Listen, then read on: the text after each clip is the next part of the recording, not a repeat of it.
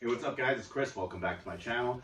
So today we're going to talk about speed picking, specifically my style of picking and how I was able to develop it. I read a lot of comments in some of my previous videos that asked kind of how I was picking. It's a little unconventional. I use a lot of wrist and finger motion when I play. I don't pick a lot from my elbow. So basically, when I was trying to play faster, I basically kind of broke down where you're getting your motion from when you're picking.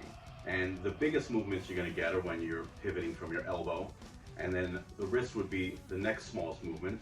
But you can actually make movements from using your fingers to pick as well. And that's where a lot of my development of my style started to come from. So what I'm actually doing is gripping the pick with my forefinger and thumb, and I'm going to show you in a close-up of how I'm doing it, but I'm actually like retracting my thumb back and forth, and that's how I'm able to get those small movements, which I like to be able to be a little more accurate.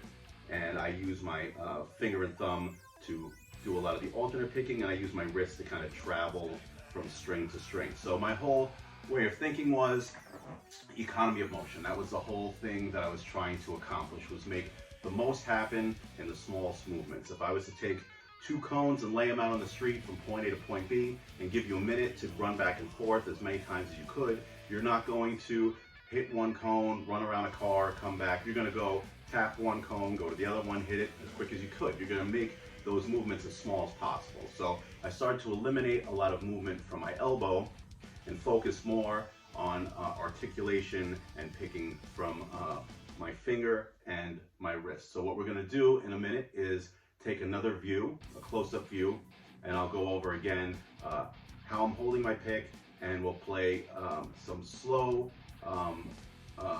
movements through a major scale. We'll do E major, and then maybe a couple of faster movements, just so you can see what my right hand's doing. This is nothing to do with the left hand specifically. It's just to show how this style of picking works, and I'll show you up close right now.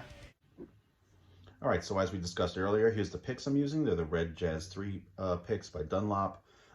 Here's how I'm gripping the pick.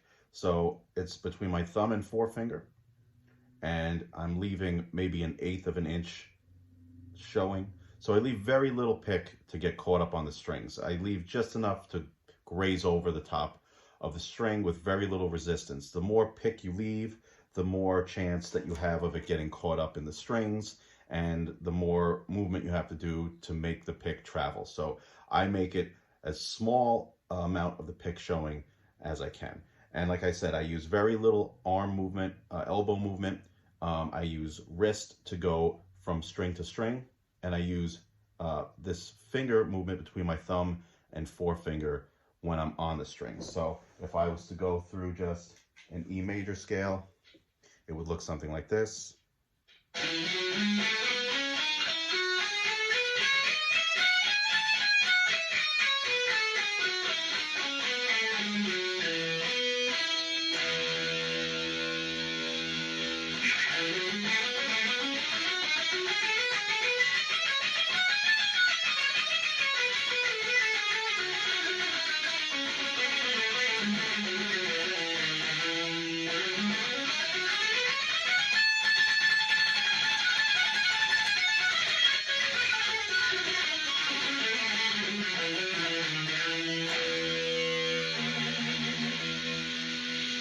Guys, that's going to be it for today's lesson. Now just remember, economy of motion is key when you're looking to play as fast as possible, whether that comes to the movements that you're making with your wrist or your fingers, or even the type of pick that you choose to play with.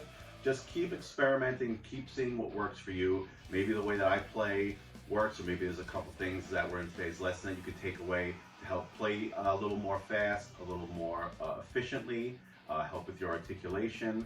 So if you guys have any questions, please feel free to leave some comments and questions in the comment section below. Don't forget to like and subscribe, and I'll see you guys next time. Have a great one. Bye.